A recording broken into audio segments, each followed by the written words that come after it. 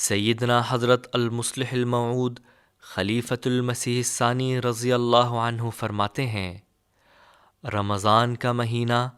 اللہ تعالیٰ کی طرف سے خاص برکات اور خاص رحمتیں لے کر آتا ہے۔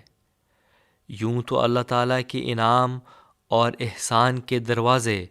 ہر وقت ہی کھلے رہتے ہیں اور انسان جب چاہے ان سے حصہ لے سکتا ہے، صرف مانگنے کی دیر ہوتی ہے، ورنہ اس کی طرف سے دینے میں دیر نہیں لگتی، کیونکہ خدا تعالیٰ اپنے بندے کو بھی نہیں چھوڑتا۔ ہاں، بندہ خدا تعالیٰ کو چھوڑ کر بعض دفعہ دوسروں کے دروازے پر چلا جاتا ہے، سو